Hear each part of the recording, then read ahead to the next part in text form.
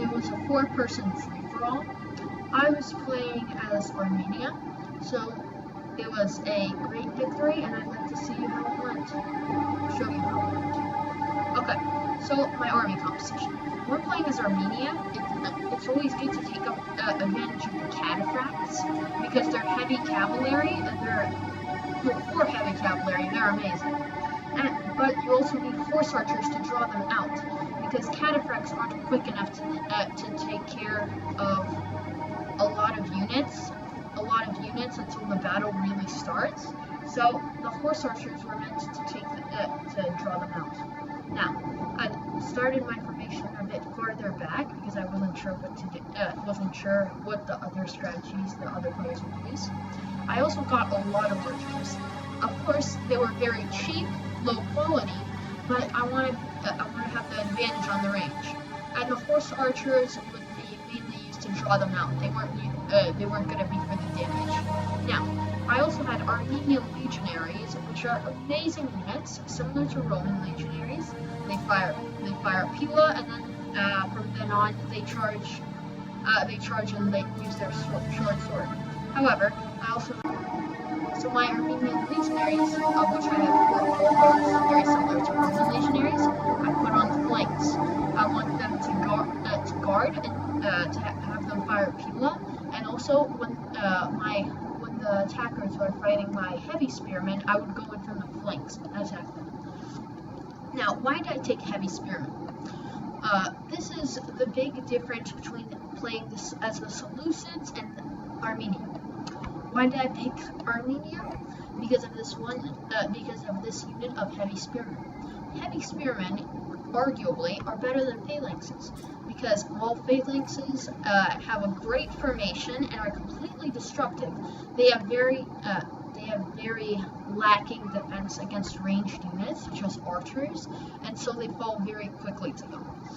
Have you ever seen Spartans fight against Cretan archers? It's never pretty. The Spartans always have huge casualties, even though they probably are the best phalanx unit in the game. But heavy spearmen have a good defense against ranged attacks. So that's the big difference of why I chose these guys over the Seleucids. Now, okay, as we can see, we were fighting the Macedonians over here, who had a good amount. Okay, so here we were on a hilltop. However, as you can see, Macedonians, huge amount of phalanx pikemen, and Cretan archers, so they would be a good adversary normally. But as we get closer, we can see that this guy was this guy wasn't the best player, and that's why we took him on. However, here we have the Seleucids. Here we have the Seleucid Empire. So they have less phalanx units than us, however they have silver shield legionaries, who are as good as Armenian legionaries. However, they have less archers, but the quality is about the same. Now, the big difference, why I didn't want to play these guys, is that they have a great amount of cataphracts and could destroy me in that area. 3 cataphracts, they'll be enough to handle my cataphracts. So, of course, I didn't want to play the Seleucids. However, over here, Germany. Germany, as you can see, before its formation, it has very cheap phalanxes, spear warband. Only Germans of the barbarian tribe have like such a basic unit that's a phalanx unit. It's amazing. Spear warbands. They're phalanx units and are very useful, especially in the beginning of the campaign. However, they lack the quality that most phalanx units have. However, he also has skirmisher warbands and chosen archers. Amazing archer units. But I think that what he mainly would rely on would be forcing us to charge and then using the chosen axemen to destroy us. Now, what have I been doing? I was moving my formation closer as this went on. I was trying to get on the flanks of my horsemen, as you can see. Now, let's just double speed this because it takes a while for the other players to start combat. Now, as we can all see, as we can all realize, that the Macedon is the weakest player at the moment. So, the Seleucids want to go for them. However, they changed their formation in order to be, and for some reason the Seleucids didn't like that. They backed off.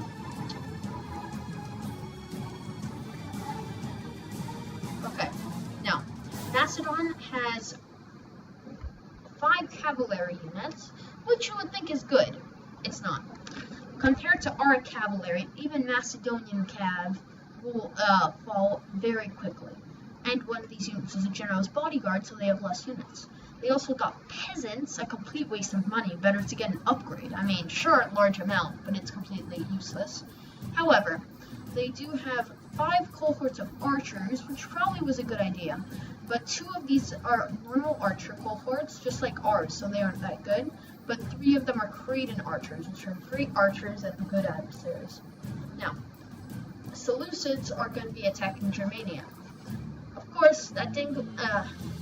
course, as we see later, that didn't go so well for Germania. Now, I'm forming formation at the moment, and as I realize that the Seleucids are going against Germania, it's only obvious to attack Macedon. After all, if I went into the fray and tried attacking both sides, Macedon could pick us all off. So,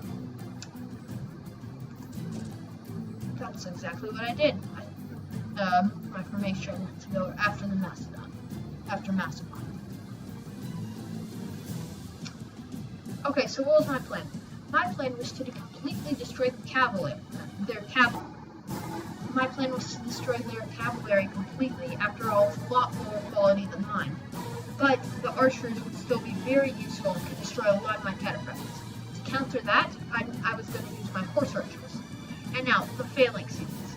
The phalanx units, what I want to do was use the horse archers to bait them out, and then once they attack, destroy their cavalry with my cataphracts, and then once they keep going, hold my formation and sweep onto their flanks and sides, break them down by pieces.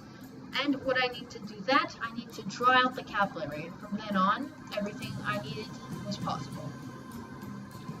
So I started moving my formation about now, yes. Now, as you can see, Seleucids is moving toward Germania very slowly, not wanting to waste energy, which is very useful. Energy and your hillside advantage can turn the battle. Of course, morale is very important in Rome for war, because if the generals fleed, and so far a lot of your units have routed, pretty soon your forces will rout too. But mass rout is amazing. Once like half the army starts routing, the rest will follow with barely any. Sometimes after routing a few units, you can just take care of the rest of them with almost no effort. Now, as you can see, they're trying to get into better formation. Okay, so my spearmen are moving slower, but here I am. I put my horses into it. Now, while they're giving big casualties to the Cretans, they're also taking casualties. So I started moving them around because this was just destroying my own soldiers. So I put them in Cantabrian circle.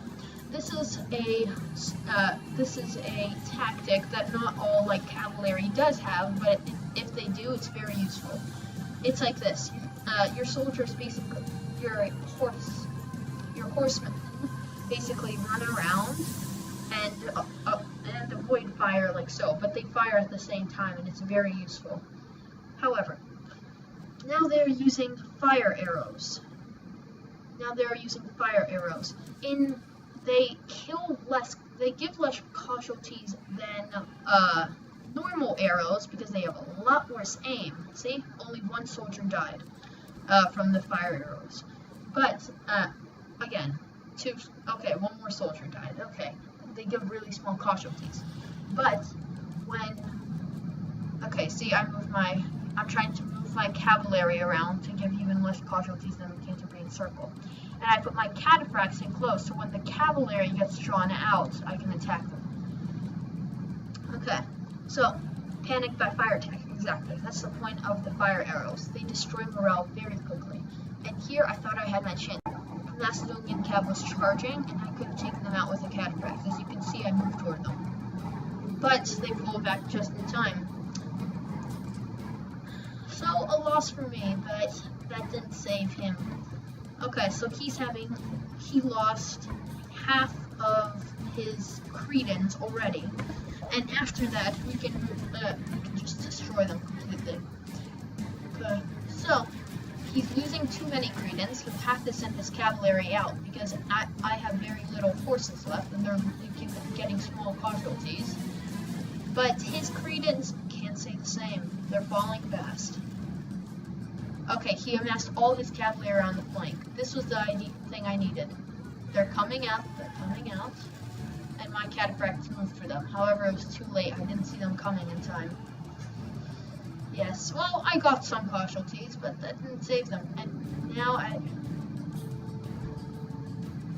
we can triple speed. As you can see, the Seleucids in Germania are getting into the conflict about now.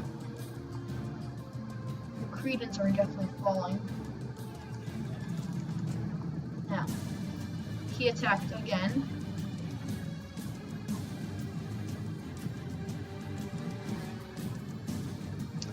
See, he keeps on trying to get in there and get out fast enough. It doesn't work that well. But, well, he knows that he has to eventually go in. And my horsemen are going to keep it up. Look, as soon as they rout, they just come right back. And this one still is practically full. And now I'm trying to attack the cavalry to force them out. Heavy cav just standing around. Perfect chance. So, Macedonian cavalry will start falling soon.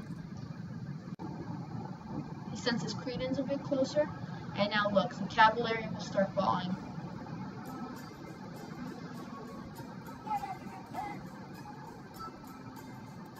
Yes, those fire arrows were pretty devastating. However, I lost rather little. So as you can see, he switched to normal ammo.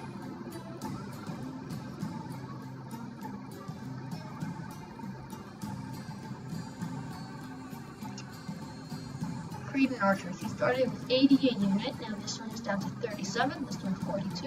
And this one 55. Okay, my moment is near.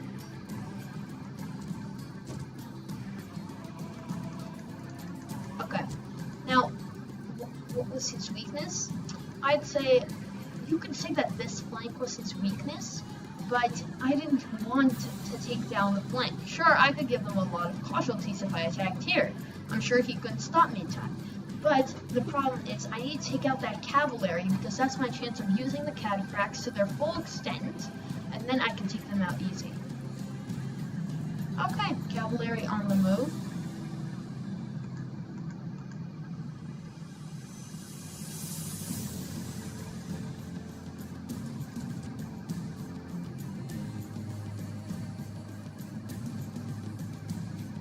I moved my formation a bit closer because at this point most of my forces were lost, and I thought it wasn't going so well. However, look at the Seleucids battle in Germania.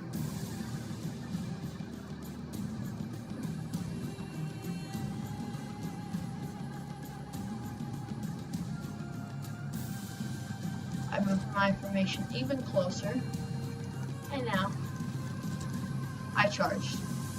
They meant to beat me, which was their first and final mistake. Look at them fall. Their general was down in a matter of seconds, and after that, look at the rout. So as their general fell, they all routed here. The cavalry in complete disarray, and this gave me the chance I needed. Okay, charging the peasants. That was pathetic, but whatever. Okay, and now, as we can see, since Macedon didn't even switch his formation, he's kinda new. I am sure he's held the formation, but he charged at the wrong moment when he should have pulled back. And look, I pulled back these two units, but I sent this unit along. I pulled them back because the Cretans were giving them pretty bad casualties. But now look, here's my chance. They're all faced away from me, and that unit is too far away. So I destroy them, and then I pull out.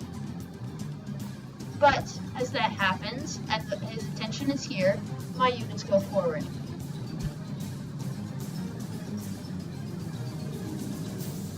And now, their ranged units are devastated, and my units haven't even used any ammo. Now, ammo is very important, because ammo is worth almost more than archers. If archers have full ammo, even if it's half the cohort, they're worth more than one cohort without ammo. Okay, so he charged. That was probably the best move for him since he was losing, but that couldn't stop me. My cataphracts, who had regained control, the cataphracts destroyed their archers in a charge. Now, these cataphracts distracted a lot of their formation, and the other formation was facing huge casualties. Look at the peel of fire. Devastating.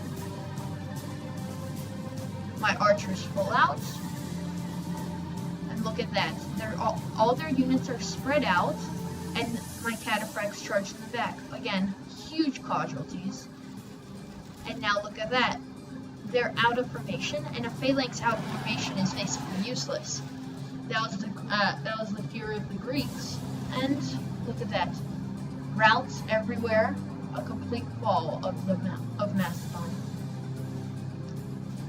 The one part that didn't fall was here, and my legionaries were more than holding against a few royal pike. So they were pushing back. The flank is the flanks and the back are the weakness of the phalanx. In the front, the phalanx can barely be defeated. However, go from the front, the phalanx has many rows. But from the back, there's only what, 4 people? But from the side, sorry, there were only like 4 people. Okay, so that was devastating. And my greatest advantage was so far I've used barely any of my ammo. So if I still have full ammo, I can completely destroy everybody else, and the battle is mine. Of course, I don't need the ammo. Looking at how this battle went. Okay, so you can see the Seleucid cavalry got completely mauled out here. Look at all those cataphracts lying dead. However, the Seleucids still won. I mean, oh, that was basically obvious. However, you can see based out here. You can see the chosen archers out here have definitely done some good, considering how many are fallen. Look at this. Destructive. So many fell. However, once the Germans came into combat, their phalanx units were too little, and the axemen weren't enough to handle it. So now there's only a few units left in the Seleucids, and I'm gonna come in slowly, of course. I don't want to get them more tired than they already are. They just fought a battle. And I'm going to come in slowly and destroy them. Okay, so I basically don't need any strategy to handle these guys. I can just front out charge, but you know, I'll do a little. Okay, so my archers, I took them off ammo. So they wouldn't fire at a few units, and I'm trying to get everybody together into a formation so I can move forward again. This one unit was stuck chasing the routing, because routing units can still turn back. Because routing units, if they are being followed closely, then they'll never turn back and fight. However, routing units can get organized by their captains and stop their routing and be ready to fight again if they're not being chased, and the soldiers believe they might stand a chance. So I chased off all of the people, and now there's only a few left. Now my formation moves forward. He's trying to group his forces together. Of course he knows he has no chance, but, you know, give it a fight.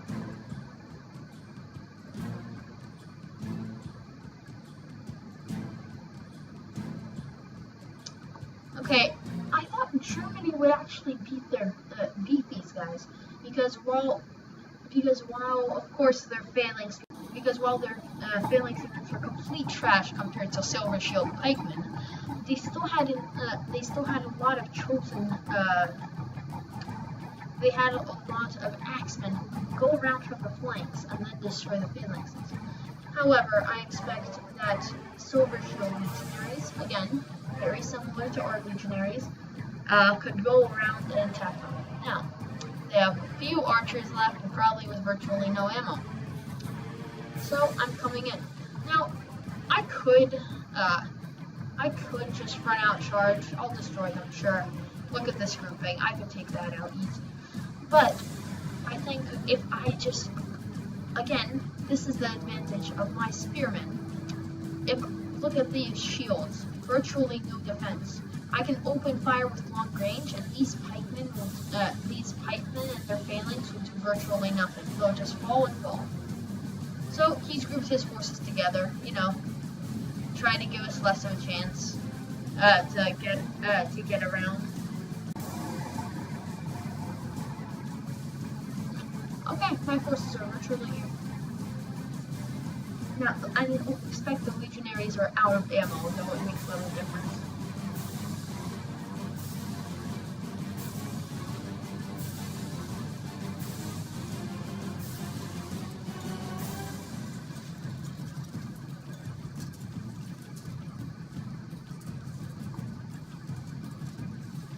Now, Rome Total War is a great game, and while this is just one online match, which I enjoy to do, there's always enough players to have like 5 or 6 games running. Rome Total War also has a great economic side, which I also enjoy.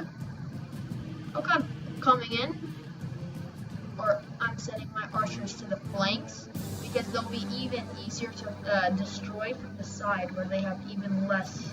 Well, over here they have their shields. On this side, nothing. And look at these cognitions. They're just falling and falling. See, there'll be nothing left. Flaming ammo. Get the route started. See, here's the first unit to go, and there'll be more. The Silver Shield Legionaries, of course, form the Tortoise, which is a great formation that only Legionaries can do, which guards from ranged attack very well. However, it impedes movement. So here I was just trying to come in, take them out quickly. So right off, route started. Look at that. They are perfect. They are running from the battle in terror. So Germany had one cohort of chosen archers there. Yeah, a lot of good it did though. Maybe they want to outlast it. But I mean, okay, so what? I'll take those guys out with my cataphracts. And now I am currently pursuing some units over there. And on the map, I noticed that there was some Germanian unit hidden in here. Well, obviously, I thought it was like a tiny chosen archer unit with like a few guys left. Whatever, drag it out for the enemy. So I went in to investigate and follow these Silver Shield pikemen to their doom. I'm chasing that last unit.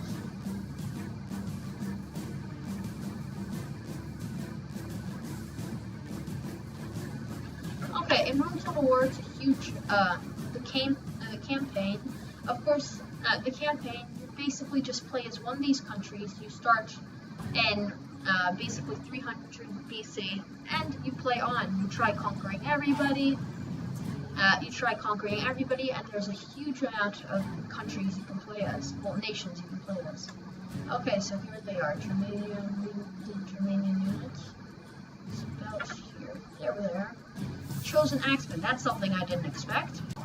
They attacked me ferociously, and something I couldn't stand. After all, Chosen Axemen are a great unit to beat in close range. However, a phalanx could destroy them. They're also made to and while they're very lightly armored, they'll win almost every one-on-one confrontation, as we can see from here. However, against heavy cavalry, they'll just get mauled, so that's why I sent some cataphracts. Coming right up.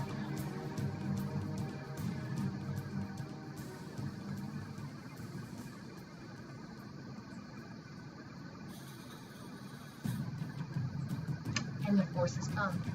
Okay, I thought this was a great victory. And something I always take away is don't worry as much about their strategy. What you need to get to win is not to have some amazing strategy. It's to take advantage of the mistakes that they make. And as you can see in this, that works. So I killed 2,000. I lost very little.